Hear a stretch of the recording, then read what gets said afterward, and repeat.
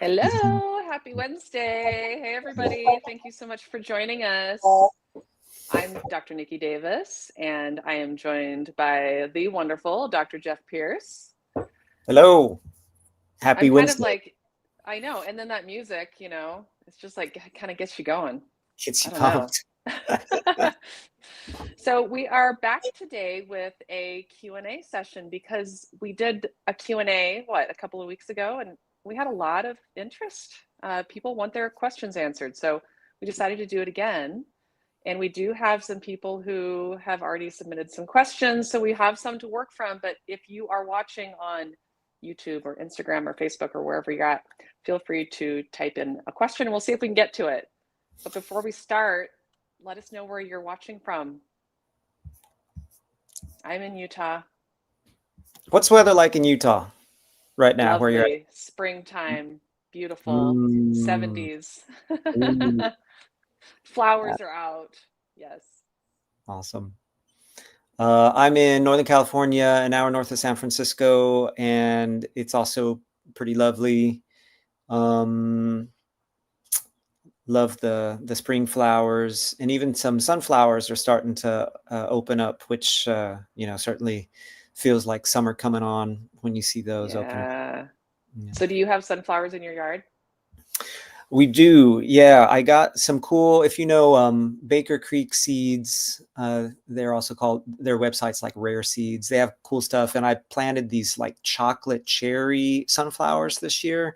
And so they're like sort of brownish red, pinkish combo. And those are just opening up this last week, and they're cool.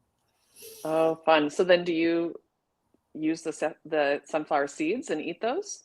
Yeah, some of the ones that we have planted are specifically for they make good big seeds. Some of these they're crazy, like Mongolian giant, I think is one, and they'll make a flower head, if everything goes right, a flower head that's bigger than your head. And if you find a way to keep all the birds from eating them first, then we'll snack on them. Yeah. So and Fun.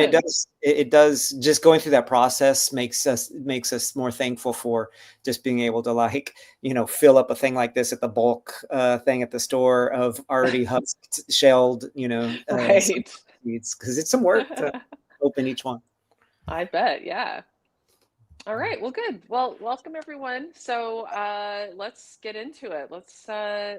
We've got Christy behind the scenes who's going to be putting up our questions. All right. So we have from Facebook, what is the best way to deal with constipation? That's a good one. Boy, a lot of people are constipated. Yeah, What do you yeah. It what do you seems think, like Dr. Pierce? we're a constipation nation, Yeah. unfortunately, and so much of that is tied to lack of fiber and hydration and movement, I think, are probably the big three.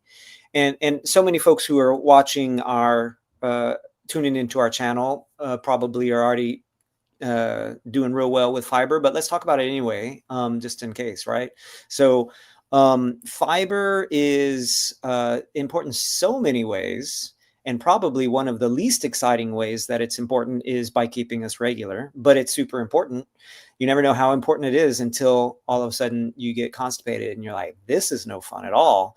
And so fiber is only found in plant foods. There's no fiber in any kind of animal food. And so that's one good reason to make sure that you're getting as many plants in your body as possible. And we personally don't digest it. And so insoluble fiber, for example, which one type of fiber helps to sort of scrub the intestines on the way out. But the other kinds of fiber, like soluble fiber being the other major category, is worked on by our microbiome, all the different bacteria, et cetera, that live in our large intestine, and send out all these special messengers through our body, connecting with all, just about every organ. And so it's important in so many ways. But when it comes to constipation, just eating all these different kind of plant foods, whether it's greens or whole grains or legumes, all these things are so important for keeping us regular. And then there's also hydration and movement. I don't know if you want to take any of those or keep with Yeah. the fiber I thing. mean, Exactly. I mean, drinking water, when you're drinking liquids, really most of the time it really should be water. And Mhm. making sure, especially this time of year, as you're outside more, you're getting, maybe a little bit more overheated. If you're out in the garden for a while, you can get dehydrated pretty easily. So Mhm. making sure that you're drinking enough water, that is also really important in preventing constipation and being more regular. And then movement. I mean, we know that, I mean, for a lot of reasons, movement is important. It, helps push blood back up to your heart, but it also helps with your gut and making sure that you're, having things move through your gut at a good pace. And if you're laying around all the time and you're not getting a lot of movement, that can slow down. So making Yeah. sure that you're up and walking around. If you, like me, I work from home a lot and I am sitting a lot on the computer. So getting up between appointments or getting up, between calls at work or meetings, making sure that you're getting up and having that regular movement. And then the other thing that I would say is in people who maybe are struggling with constipation, but they're moving toward a more high fiber plant-based diet, sometimes it can help to add whole Mm. flax seeds.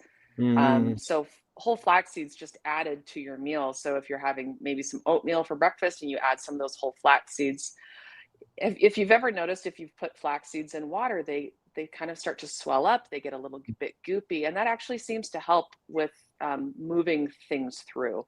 You don't have to do that for a long time. I think normally for people, it's more through that transition of going from more of a standard American diet where you have more processed foods and more meats and dairy that can make you a little bit more constipated. As you're transitioning, adding in some whole flax seeds with your meals can sometimes help you be a little bit more regular earlier. That's a good point. And so maybe you start with them whole to help with the regularity.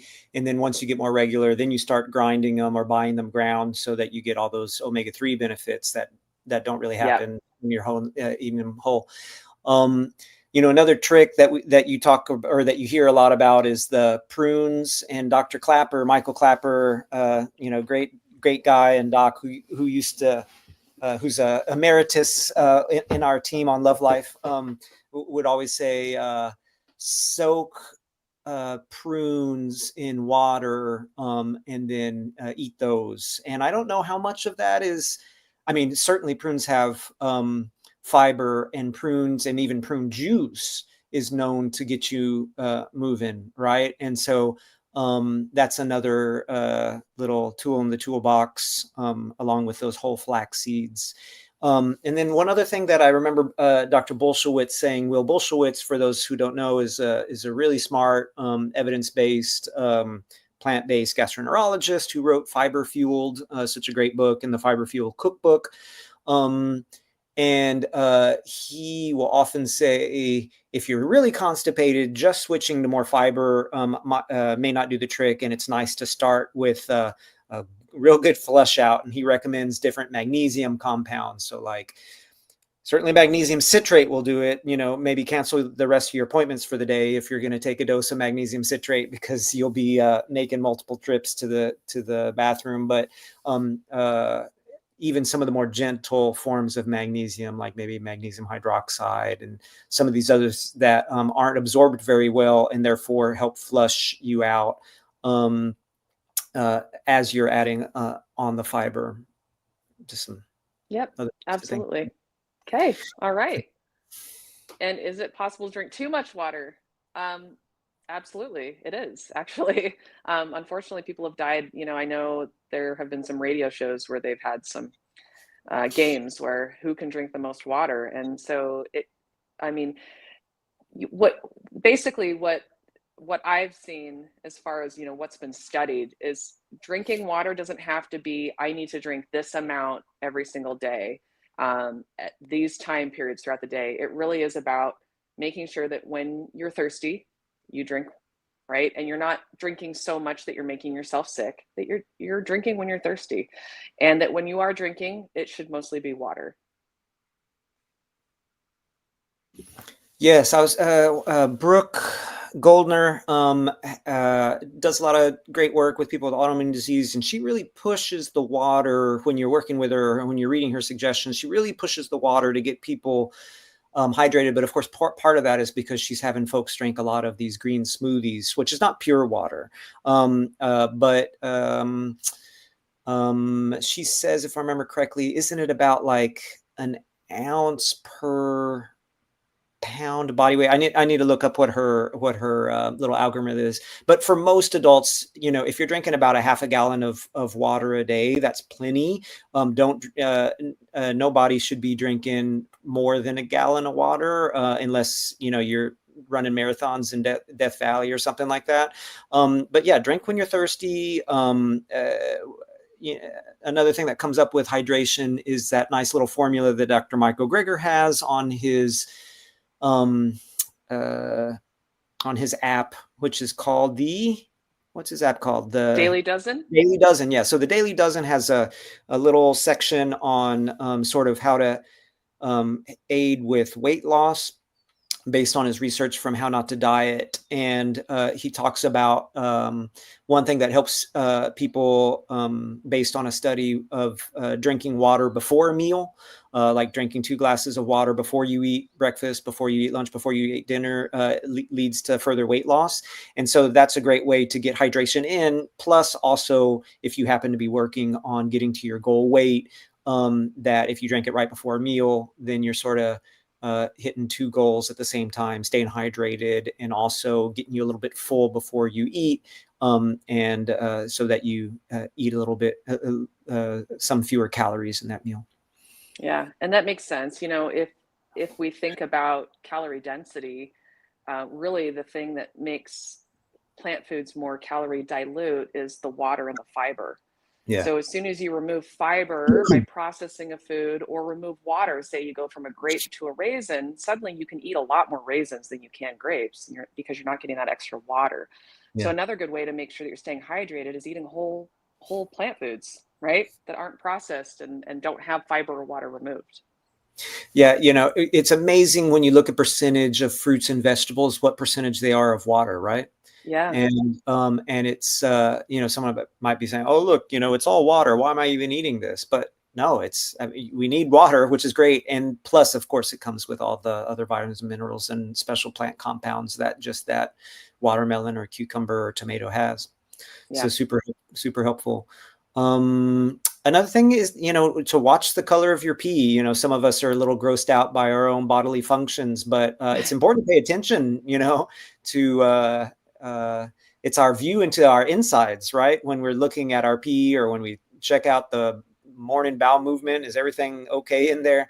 And it's feedback. It's sort of like a free lab test. And so if your pee is concentrated, right, that dark yellow and might have a stronger smell, that's a wake-up call that you're behind already at that point, and take a moment to have a glass or 2 of water, because the goal really should be clear or a very, very light yellow urine in general. Yep. Great. All right. Tom Hightower asks, so he says he has a history of hypertension, so that's high blood pressure. 76, has been plant-based for 10 or more years, on some medications for that. Are there other ideas? Yeah, I mean, honestly, I will say that I have this conversation with people a lot, and it's not just a one answer kind of thing. A lot of it is really looking, diving in deep. What does your diet look like? What does your sleep look like? What does your movement look like? There are so many things that can affect your blood pressure, and your ability to get off medications. So I think it's kind of tricky. I would say, in general, some kind of natural things that you can look at. Obviously, a low-fat, whole food, plant-based diet is really important. I have had people have some success with doing like very strong hibiscus tea to help with blood pressure. So that's 2 cups of water and 5 bags of hibiscus tea, and letting that steep and get really, really that dark, beautiful color. And you can do that once a day, and that may help. But ultimately, you want to make sure that there aren't other things that can cause your blood pressure to go up. So sleep apnea is something that's pretty common that unfortunately there are a lot of people who don't get diagnosed with it. And so it is something that, if it is treated, can help with your high blood pressure. But ultimately, if we're talking about just regular old high blood pressure, changing your diet makes a big difference to a low-fat, whole food, plant-based diet. Any other thoughts? Yeah, that's all great stuff. And just a couple other things from my notes. Now, there's one that's, it's not quote unquote lifestyle medicine specific at all. This is from the American Journal of the Journal of American College of Cardiology back from 2018. They have you can look that up from just type in, Journal of American College of Cardiology 2018, and what you can do to lower blood pressure naturally. And so a lot of these things come in a whole food plant-based diet, which sounds like this gentleman's already eating. And by the way, we can't give super specific medical advice, right? Because we don't have a doctor-patient relationship, but we're speaking generally here. But so by eating more plant foods and staying away from processed foods, you're already cutting your sodium to 2,300 milligrams or less a day. That can lower your blood pressure by 5 or 6 points. Increasing your potassium to between 3,500 and 5,000 milligrams can drop your blood pressure by another 4 or 5 points. I have no idea how much potassium I get in, and I don't think y'all need to either. But fruits and vegetables are some really good sources of potassium. So the more of those that you're eating naturally, you're getting plenty of potassium, and your blood pressure goes down. Something like a whole food plant-based diet or a DASH diet, the dietary approach to stop hypertension, basically very plant-forward stuff, can drop your blood pressure 11 points. Limiting alcohol can help drop your blood pressure another 4 points. Exercise 5 to 8 points, and losing excess weight can drop it another 5 points. And then there are a couple other tricks, and sort of like that hibiscus tea that Dr. Davis is talking about. Ground flax, which has already come up once, has been shown to lower blood pressure, and it's some of these flax studies have been double-blinded, so that they're like baked into muffins, and as compared to the muffins that didn't have it, have shown positive benefits. And I don't know if that was the blood pressure or the cholesterol study on it, but basically ground flax will help in a lot of ways. One that you don't hear too much about is there was a 4-month trial on grapeseed extract, and that lowered blood pressure from a 2013 study. And then something from How Not to Age, a really good book that I'm reading right now by Dr. Greger, which was black sesame seeds, less than a teaspoon a day, reduced systolic blood pressure by 8 points. And so when I see somebody who comes to and I bet you Niki does that you do something similar. The first step is the big ones. Are you eating as plant-based as possible? Are you exercising? Are you limiting your alcohol? Have you added in a couple of tablespoons of ground flax, the hibiscus tea, maybe some of the black sesame seeds, the grapeseed extract, and putting it all together. Now, sometimes you've done everything and your blood pressure is still high. Well, there are two things that I think about. There is one, do you have a secondary, what they call like a secondary cause of hypertension? Most people, I don't know what percentage, Niki, like 90+% of people with high blood pressure as adults probably have what's called primary or essential hypertension, which is due to our lifestyle. But a small percentage of people have high blood pressure because there's a problem with arteries going around our kidneys, or chronic kidney disease, or certain supplements like estrogens that women are taking, et cetera. All these things can contribute to secondary hypertension, and you need to see your doc and work this up. That can be sometimes it's your primary doc, sometimes it's cardiology, sometimes it's a kidney doc, and that might involve some more specific lab tests and a CT scan, looking at your kidneys and things like that. So our approach fixes most or can help people get on the right path for most people, but then there's that small percentage of people who just have something else going on, and it's good to look into it. Absolutely. All right. And this one comes from Facebook. What is the best way to treat headaches without ibuprofen? So, ibuprofen is an NSAID, or a non-steroidal anti-inflammatory medication drug. And so that's really what it does, is it prevents inflammation. which can sometimes help with headaches.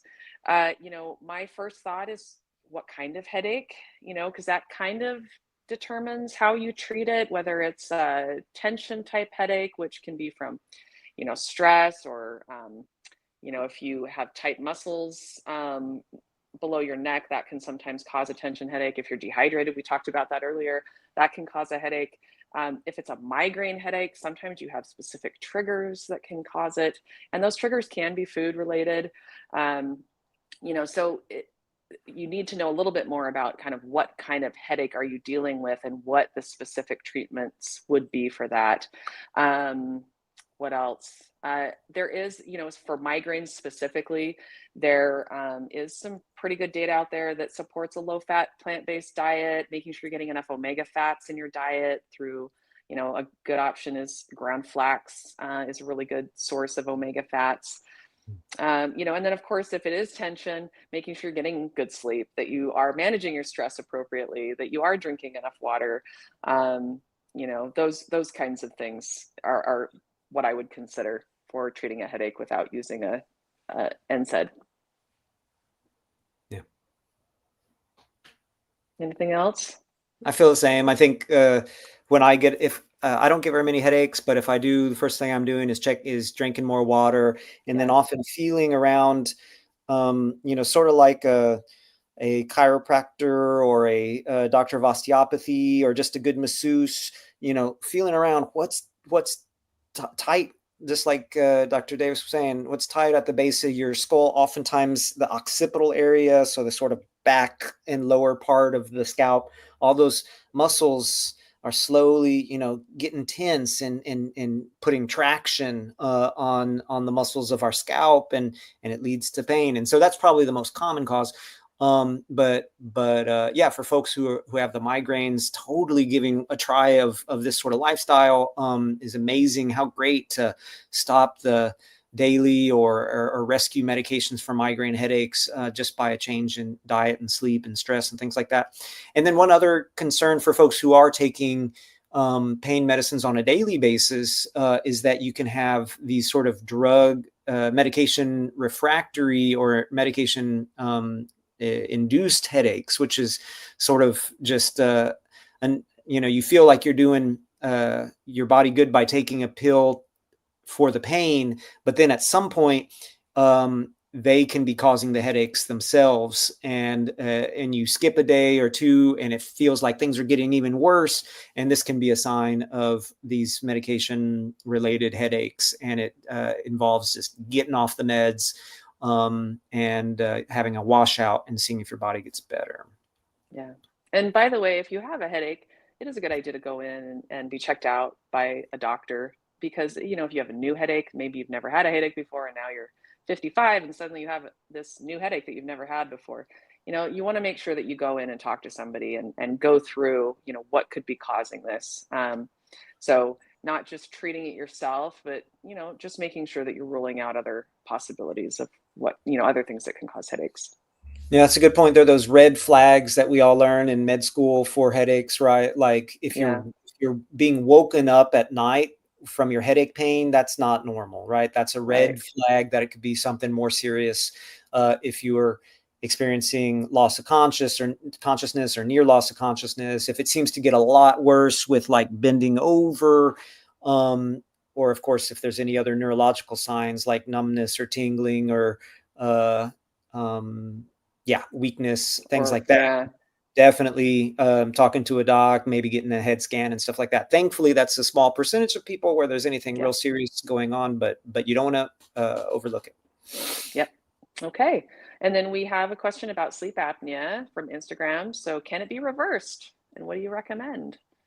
I would say yes, it can be. Not in 100% of people, but a lot of people do really well once they have been able to have weight loss, where they get their BMI down into the normal range. That can sometimes reverse sleep apnea, or at least improve it to where maybe you go from wearing a CPAP to just a mouth guard, and you do fine with that. I have seen that. There are going to be certain situations in which sleep apnea might be from more of a mechanical issue, just the way that your face is shaped, your that's something that just can't be fixed with weight loss. So sometimes some people, no matter how well they do with their lifestyle, that is not something that can be reversed. But I think in a lot of people, it is due to excess weight, and that is something that is reversible through lifestyle. All right. And then I think we have a few more questions. Let's see. This one's from YouTube. What are your thoughts on the benefits of intermittent fasting? What do you think? Yeah, I'm a fan of um, different types of fasting. You know, there's the um, time restricted eating, sort of where you have this idea. Okay, I'm gonna stop eating by 8 o'clock at night, and I'm not going to eat until 8 or 9 or 10 in the morning the next day. Give myself a good 12 to 14 hours of rest from the digestive process, so it can start to focus on other things like clearing out um, the cellular debris that is sort of collected over the day. And that's one form. And then there's the, maybe I'll just once a week I'll eat dinner, say on Friday night, and then I won't eat anything until dinner on Saturday night, and stay real hydrated during the day. Maybe don't go for any vigorous exercise, but take that 24 hours to sort of clear things up. Maybe I'll do that once a week, or maybe I'll do that once a month, or maybe I'll do that once a year, or it depends on what you're working on. And then there are these extended fasts, right, where you are okay, I'm gonna take 5, 7, 14, 21 days of not eating anything and just drinking water. And that sounds wild and crazy. But when you go to a place like True North in Santa Rosa, California, and one or two of these other clinics that have medical supervision, they're checking your labs, making sure that it's safe what you're doing. Some people can see real benefits from that. But the easiest is that just make sure that you're not, having a snack at midnight and then eating something on the way to work in the car at 6, because then, hey, you actually had 5 or 6 hours of not eating, and your body just didn't get into that special sort of stage to be working on other processes. And so why do all this stuff? There have been a bunch of studies on different types of fasting, and including improving. Well, I guess I'll say one other thing. And of course, there's also the fasting mimicking diet, which we're also fans with. We work with a group of a group called El Nutra, where they help people with metabolic disease get through it by doing what's called a fasting mimicking diet, which is 5 days worth of eating specific foods that are very low calorie, but you don't feel like you're starving, and you can do it at home without medical supervision per se for those 5 days, as long as you're talking to your healthcare provider about what you should do with your medications and things like that. And all of these various ways to approach fasting have been studied, and they show things like improving your insulin resistance, getting your sugars in better control if you have prediabetes or diabetes, losing weight, seeing your liver enzymes improve if you have fatty liver, and a variety of other health benefits. So work with a provider. If you've never done any kind of fasting, work with a provider, see what makes the most sense, because at the same time, it's the whole picture. Even though we're focusing on fasting, if for somebody who doesn't exercise and eats a lot at takeout, if you have 12 hours of fasting at night, may help a little bit, but there's so much more, of course, to work on at the same time. So those are my thoughts on it. What do you think? What do you think, Dr. Davis? Yeah, no, I agree. What I tell people about intermittent fasting is I think that probably the benefit that you really get is by not eating right before bed. I think giving your body those 3 or 4 hours before you go to sleep, to digest your last meal, and that way you can really take full advantage of your sleep, for your body to be able to work on something other than digesting food. So that's where I really see the benefit. It isn't. I don't see that there is really much benefit to delaying eating in the daytime. So don't think you have to skip breakfast and that's going to give you some kind of benefit. I think you're better off just finishing dinner earlier than trying to skip breakfast. Give your body that fuel that it needs in the morning as you're getting up and you're moving. Your body is expecting that. It needs that glucose to be able to make energy so that you can get through your day and and feel your best. All right. This one's from Eugene. My wife was diagnosed with an autoimmune disease. Her CK, so that's creatine kinase, was around 8,000. She was told she would never be normal again. She's now in the normal. I'm assuming that means her CK is in the normal range. She's still told to stay on her medication. I'm assuming likely cured. Does this mean that she's cured? So interesting. Creatine kinase is an enzyme that is found in the muscles. So we usually see it in people who have some muscle damage. So I'm assuming that this autoimmune disease has something to do with the muscles. You know, if she's on a medication that can reduce inflammation, there is the possibility that that in and of itself could reduce the creatine kinase if you're reducing this muscle breakdown. So I wouldn't say necessarily that being in the normal range means that your autoimmune disease is gone. Most autoimmune conditions don't just go away. They can improve, certainly with improved lifestyle, but typically you have those autoimmune cells in your body, and although you can improve the management of that autoimmune condition, you don't usually reverse it completely. It's more, very well managed. So yeah, I would say I would be, hesitant of just saying, hey, let's just stop all the medications, depending on what she's on, and really look at, could the medications be helping improve the numbers or not? What do you think, Dr. Pierce? Any other thoughts? Yeah, I mean, I think autoimmune disease is one of these areas. Autoimmune diseases in general, so like rheumatoid arthritis and lupus, with can be just so debilitating and so tough to treat, and often the treatments, you know, back not so long ago were not quite so effective, or they had like lots of side effects, like being on high dose steroids for a long time and all the side effects of steroids. And now we have much better medications for them, but they can be very expensive. And of course, they still have some side effects, like increasing your risk for certain infections or cancers and things like that. And so it's just a really tough disease to work with. And the good news is that there are lots of benefits of changing your lifestyle. And it sounds like maybe your wife has done that, where she's perhaps picked up more of a healthy lifestyle habits with eating healthier and doing more movement and sleep, stress, and all the things that we talk about here. And that can be super powerful. I mean, there's certainly people who can get off their medications, or at least lower their doses, and have their life back, right? A friend and patient of mine who at one point could not walk down her driveway to her mailbox is now biking and swimming and walking on hikes and stuff all the time, and has gotten her life back. And so that's great. Now, finding a rheumatologist, finding a specialist in autoimmune conditions who is also hip to lifestyle medicine approach is even better, because sometimes you might get a certain amount of pushback from somebody who hasn't discovered the literature, and will just say, oh, it's all because you're finally taking this medicine, or it's a miracle and I can't explain it. But so just maybe gently saying, hey, look, here's some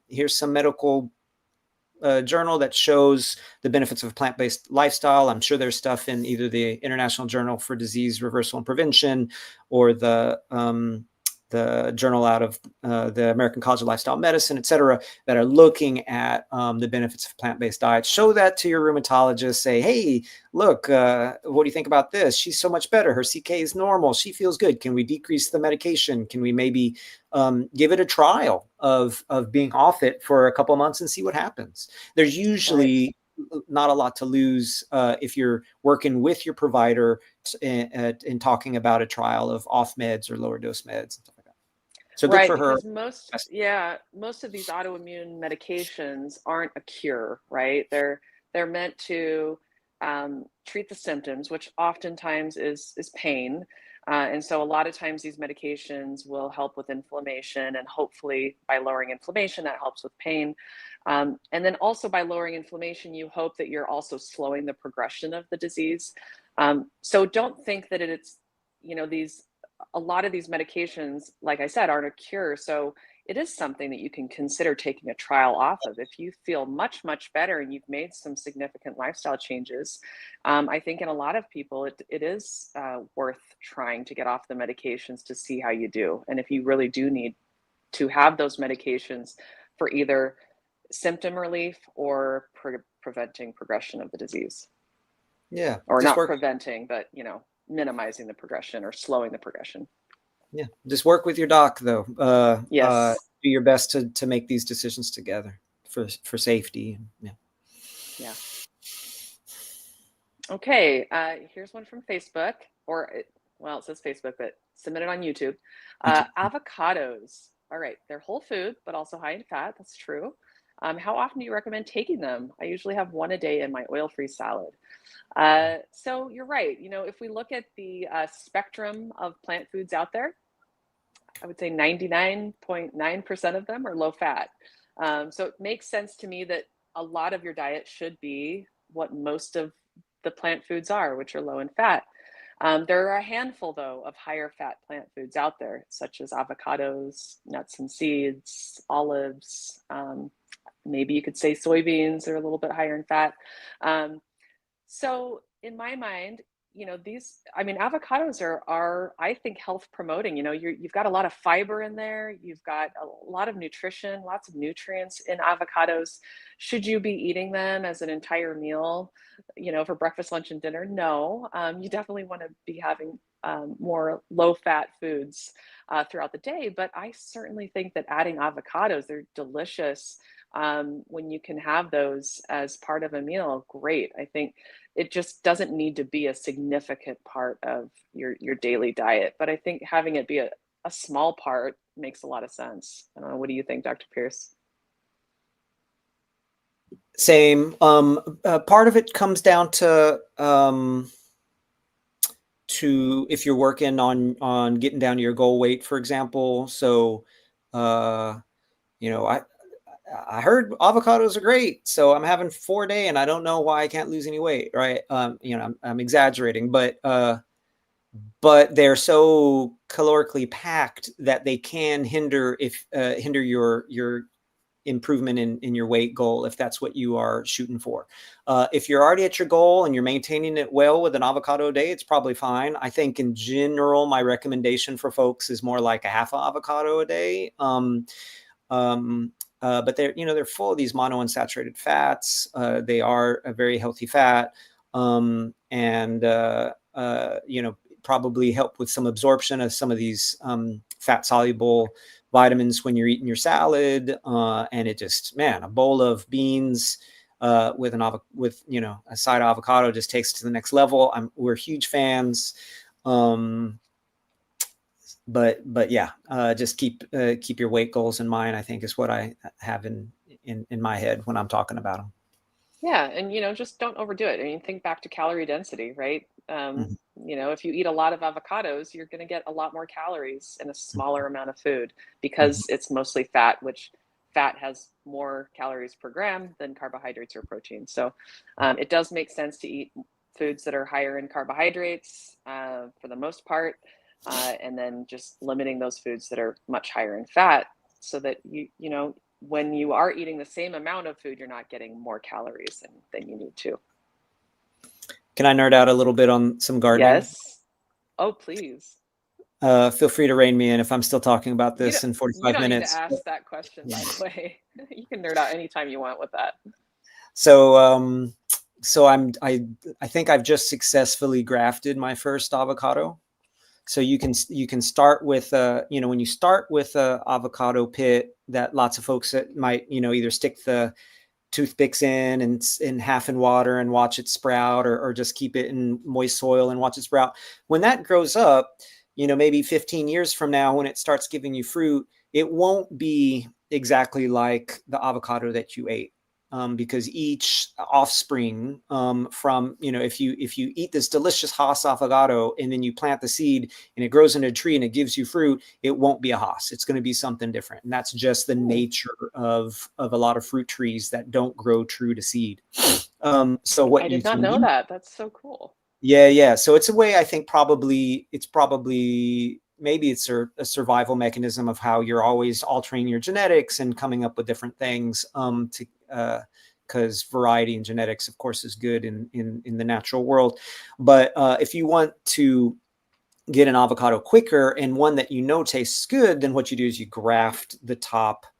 So you wait till that seed is planted and it grows a certain amount, and then you cut it, and you then take a cutting from a different tree that you love, like maybe you take a cutting from a Hass avocado tree, and then you line up the things together and you tape them and you pray, and then then the union heals, sort of like a skin graft, and then you have basically a root that's one plant, and you have the top that's another plant, and that top is going to give you exactly the fruit that you're looking for. So anyway, I just grafted my first avocado, and it looks like it's taking. So that's my little plant So detour today. fascinating.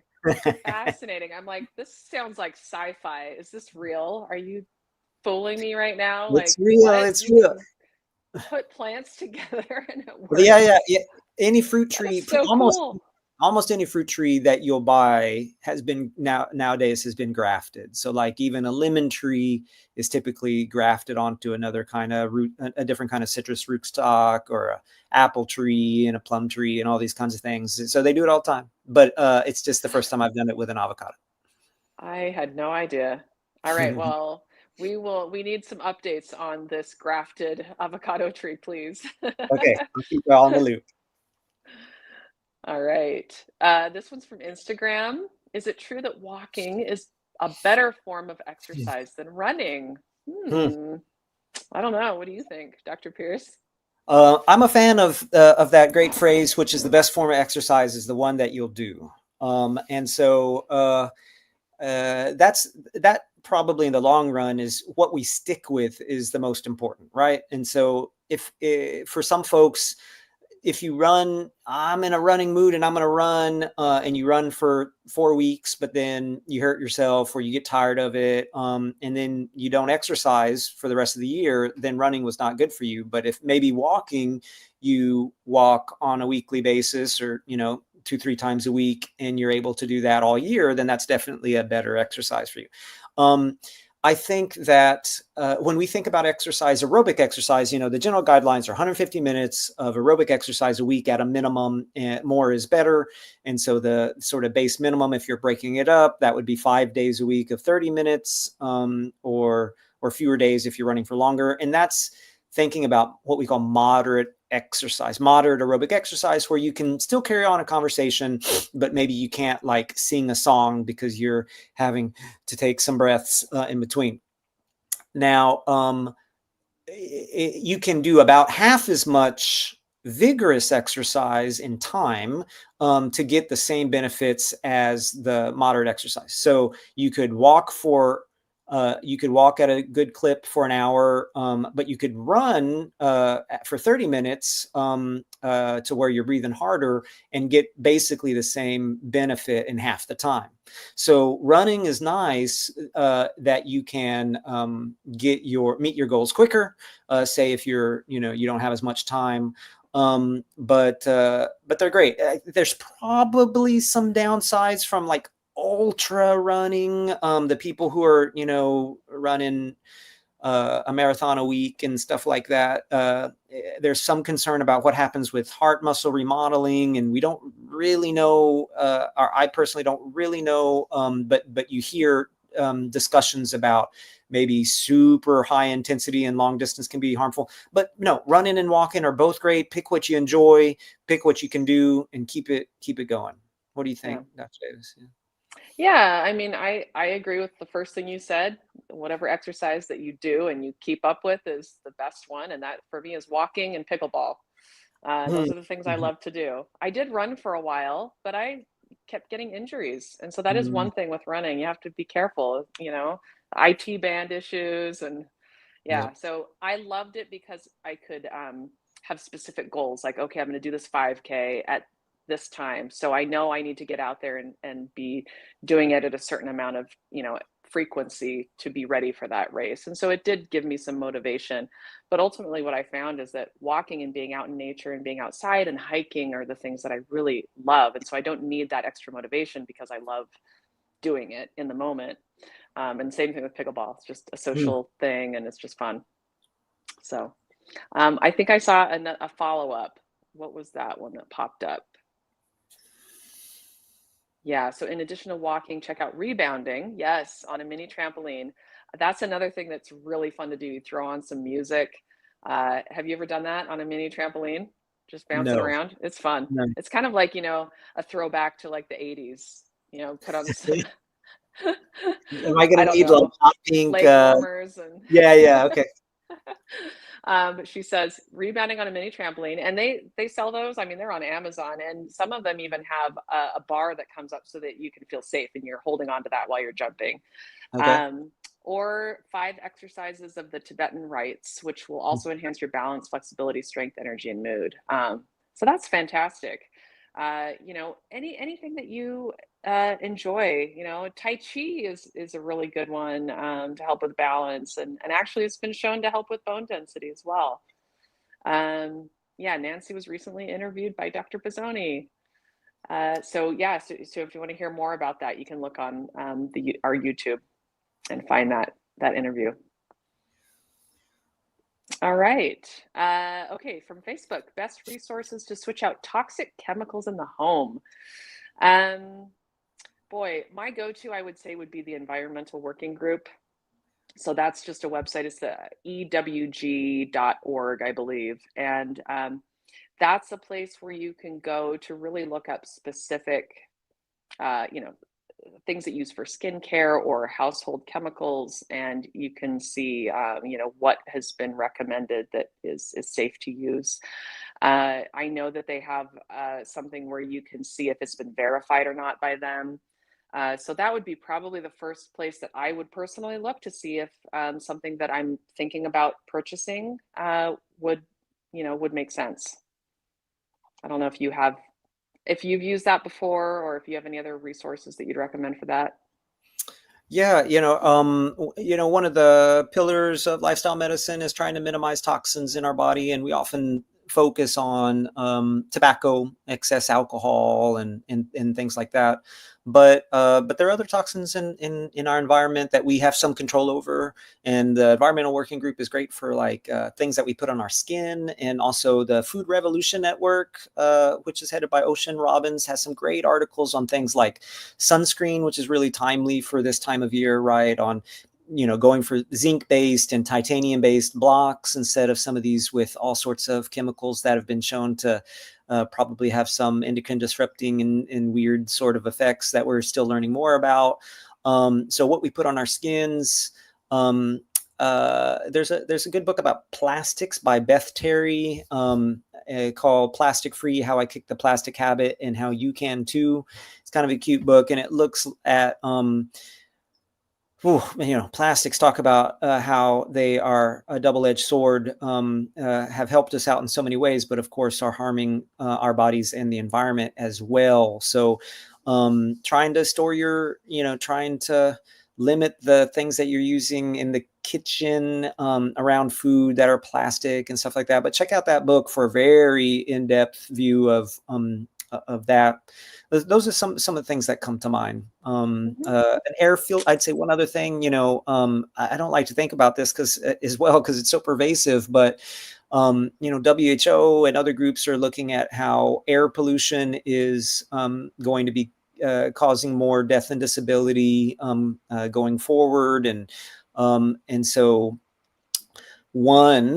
we have a lot less pollutants outdoors than we do indoors, actually. And so trying to get outdoors that's yet another reason to be out in nature. But when you are indoors, if you you might consider getting one of these nice air filters that lets you know when you need to change the filter, so you're not just running on the same filter for 23 years and thinking that you're getting benefits from it when you probably should have changed the filter 22 years ago, and things like that. So those are some of the things that come to mind for me.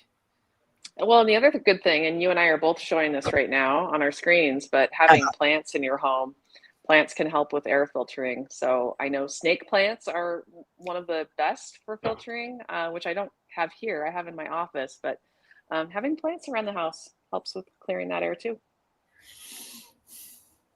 All right. Let's see. I know we've got a few minutes before the hour. Let's see if we have any more questions. All right, from Instagram, we have, are the signs for heart attack different between men and women? Interesting. So yeah, there are some differences. It seems like for women, for some reason, it's not as clear. So sometimes you can have some symptoms that don't necessarily reach out and tell you, boy, this is definitely a heart attack, like severe chest pain, jaw pain, pain that runs down your arm. Sometimes it can feel like heartburn, maybe fatigue. So yes, there can be some different signs for heart attacks. Yeah. What do you think, Dr. Pierce? Anything to add? Totally. I agree. I think, heart disease, with particularly heart attacks, myocardial infarctions, are the leading cause of death for both men and women. But the classic thing that so many people think about is, here comes this guy, he's got chest pain, it's a heart attack. Oh, here comes this woman with chest pain, probably just a panic attack, right? There's still, even within medicine, there's a certain amount of prejudice or in our thinking that we're still more likely, many are still more likely to think heart attack in a guy and maybe something more psychologically related in women. That is improving, and there's definitely better education in med schools about that now. So that's part of it. And then when you throw, just to throw another layer on it, when you throw something like diabetes in there, it makes it even more tricky, to where the classic crushing left-sided, arm pain and all this kind of stuff is even less likely to happen. And you're more likely to get, it's just nausea, it's fatigue, it's all the things that Dr. Davis was talking about. So one, to have a low, in medicine, they say have a very low, a high suspicion for heart attack, and anyone who's coming to you with any one of those symptoms, because just about everybody's at risk for it, right? If it's killing 1 out of 3 of us as the cause of death, it's just very prevalent out there. The good news, of course, is that we can prevent it, treat it, and sometimes reverse it with a very healthy lifestyle approach, has been shown by Dr. Dean Ornish and Dr. Esselstyn, and but yeah, it's important to pay attention, whether you're a man or a woman, and to focus on all the right things to prevent ever having to have one in the first place. Love it. Great. All right. How do I cut caffeine? Okay, so yeah, that's tricky. Slowly, I would say. So if you're used to having multiple cups of coffee a day and you're trying to cut down to 0, that can cause some headaches. It can cause you to just not feel yourself and just feel pretty dragged down. I mean, your body is now addicted to this caffeine. So you do have to cut down slowly to minimize the symptoms of trying to get rid of it. And then thinking about, if you're used to having some specific thing that gives you caffeine, whether it's an energy drink or coffee or tea, thinking about what you're going to do instead of that. So if you're used to having your morning coffee, maybe that becomes a morning herbal tea. So it's still something that you're putting in a cup, still something that's warm, that you can look forward to in the morning. So thinking about, what that replacement will be to make it a little bit easier. Any other thoughts? So many studies, right, have shown that tea, green tea, black tea, and coffee are very healthy for us for a whole number of reasons. The good news is that green tea and black tea have less caffeine than regular coffee. And so that would be one switch, for example. For someone who loves coffee, the other good news is that studies in general show that the outcomes, the beneficial outcomes, hold true for decaf as well. And so, for some people that might mean first thing in the day you have a cup of regular, and then if you have a cup or two later in the day, then those are decaf. Or maybe you switch entirely to decaf, doing it slowly and expecting a bit of a withdrawal. Not everybody gets withdrawal from caffeine, but a lot of people do, and it's no fun. And so if you want to keep getting the health benefits from from coffee, for example, then just drink decaf. I think that would be my approach. The other thing is, of course, is if you're worried about the caffeine from a sleep standpoint, there are fast processors of caffeine and slow processors of caffeine, and so some people can drink. I swear, my parents will drink a cup of coffee after dinner, regular, and still, be able to sleep. But other people, if you're drinking a cup of coffee anytime after 11 or noon, you can't sleep well that night. And so you kind of got to know when, if you're going to have something caffeinated, you might need to have it just in the morning. But anyway. Yeah, that's me. That's me, definitely. I can't have anything afternoon. It's like that switch. But yeah, in Europe, you see it all the time. After dinner, you have your little espresso. Yeah. All right. Let's see. We probably have time for one more. What is the best way to prep for colonoscopy as a vegan? Very good question. I've actually had this question pop up a few times. And what I recommend to people is Dr. Pierce had talked about Dr. Will Bolshewitz earlier. He actually does have a regimen that you can get. I don't remember if you have to download it from his website or if you sign up for his email list and he sends it to you, but it's got very specific guidelines on how to do your prep as someone who's plant-based. And so I will usually forward that on to people. And it's worked well. I've had people really happy with it. Are you familiar with that one? Yeah, just recently too. And I just threw the link, maybe Christy, if you can share it in a way, but you go to Dr. Bolshewitz's website. He does colonoscopies. He's had a colonoscopy. I think that thing is sort of from his view of prepping for his own colonoscopy. It's a little crazy, right? Because they tell you, okay, no fiber for, 3 or 4 or 5 days before your colonoscopy. You're like, what? That's all I eat is fiber. What am I going to do? But he helps walk you through how you can pick the lower fiber foods and to make it happen. So that's a great way to go about it. All right. Well, I think that about wraps us up. That was, boy, just firing all these questions. I feel like that went pretty well. That was fun. That's so I think we should do it again. Let's do it again. Seems like we have no shortage of questions out there. So yeah, sorry that we couldn't get questions. Yeah, but we'll save them and hopefully we can do this again soon. So again, thank you, Dr. Pierce, for helping me out today. And thank you, everyone who is watching. I really appreciate you spending your time with us. Now, if you have not had the pleasure of working with one of our doctors yet, maybe now is the time. Maybe you are suffering from chronic lifestyle-related conditions. Maybe you just want a doctor who is on your side and supportive of your lifestyle. Maybe you're on a bunch of medications, you don't want to be anymore, or you just don't feel your best. Please come visit us at telehealth.love.life to make an appointment. We have 5 fantastic doctors. We cover almost all 50 states and international. You can go to our website, which is right there, telehealth.love.life, or you can give us a call, 888-420-7284. Talk to Susan or Anthony. We would love to talk to you. So until next time, I'm Dr. Davis with Love Life Telehealth. Thanks again. Bye, Dr. Pierce. Bye.